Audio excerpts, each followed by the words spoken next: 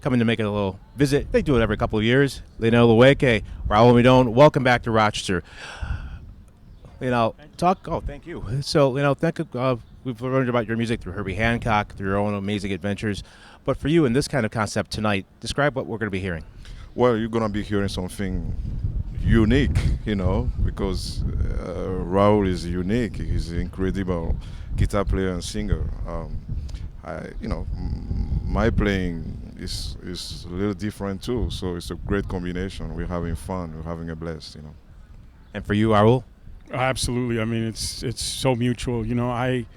There's a lot of musicians out here, but some of us create, make our own path. And Lionel has all of the intellect of a jazz musician, but then also is firmly rooted in his roots in Africa, and the things together it creates an incredible sort of universe, and that's what we're kind of combining tonight. It's really, really cool. We're having a lot of fun. Speaking to Raul Midon and Lionel Loueke on Jazz 90.1. Raul, I forgot to say, congratulations on the Grammy nomination. Thank you. 2 now. That's right, 2. So talk about when you got the news, what that must have felt like, because you had it was kind of a unique experience playing in that kind of format with an orchestra, doing your thing with the backing of that amazing band. Talk about that experience and also getting the Grammy nomination. Actually, the one that shocked me was the first one, was Badass and Blind. Really? I had absolutely no idea. To be honest with you, the orchestra record, I actually told the president of the record company, because they were a little leery about putting it on. Can you tour that? Blah, blah, blah. I said, you want a second Grammy nomination? You put this record out. So I actually kind of expected that one, to be really honest with you. Nice. The one that shocked me was 2017 Badass and Blind. That one just came out of nowhere, and I was like, oh, no, that's a mistake. It can't be. And also, since the last time we spoke, you have a new business venture in New York City. Helping run a jazz club, actually a music club, so to speak. No, that wasn't me. That was Richard Bona, I think. No, you're confusing. For you and Richard Bona? I always do that. I always view you and Richard Bona. A business going on. No, I don't. No. Your business is playing music and making the world a better place. No, just keep playing, keep searching, and see what happens. For you, talk about the journey, because literally you take your music all over the globe and you see literally parts of the world that we'll never see, and you bring music and joy to so many people. But for you, what's it like to be an ambassador of music? Well, it's always good to play in front of people, to share what we have to say. And talking about the journey, my latest CD is called The Journey, which is really like my journey and all the influences I had from the beginning to today, So that's what we do. That's what I try to do, just sharing love, sharing frustration, but trying to find the best solution, let the music speak for itself, basically. So 1 out of 2, I got the album right, The Journey. Thank you. Yeah. So talk about the music that you listened to as a child coming up, and who inspired you to pick up the guitar?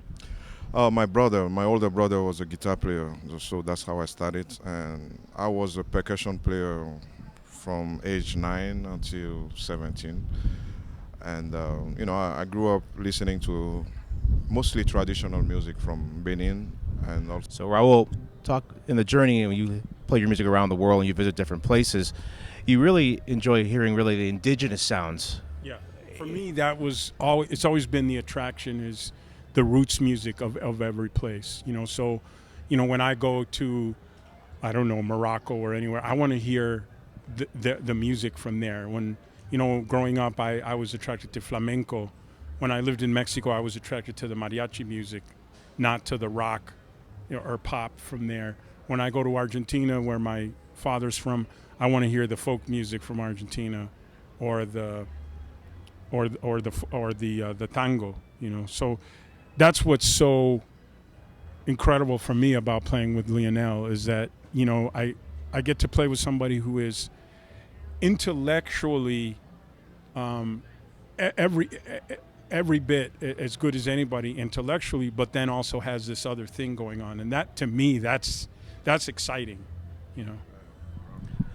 Let me tell you, I'm more excited, brother, because as we all know, if you don't know, you just have to check out Raul Midon. It's just some different stuff, man. I mean, he's playing stuff I never heard before on the guitar, and that's. I mean, I'm more into musicians who have their own voice, and don't make any boundaries, and keep developing their own voice. That for me, this is what it's about. It's not about somebody who's just copying or trying to sound like. You know, we already have.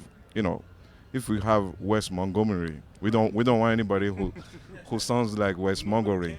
And anyway, so we always gonna say, yeah, he's good, but he sounds like. We don't want that. We want some individual voices, and that's. I mean, as long as we have those type of musicians, this music never gonna die.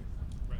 It's the originality, you know. I mean, there's a unfortunate, and you know, for me, I'm a songwriter, and it's unfortunate for me sometimes that jazz has become kind of a review. A lot of tribute records and a lot of, you know, and you know, for me, it's like, you know, at a certain point, that's cool, and it's great to have the influences and to listen to that music.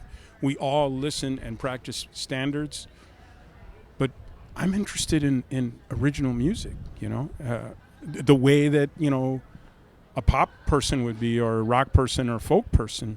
And I just happen to like jazz as a big part of my musical vocabulary, but I'm interested in original music, you know, songwriting.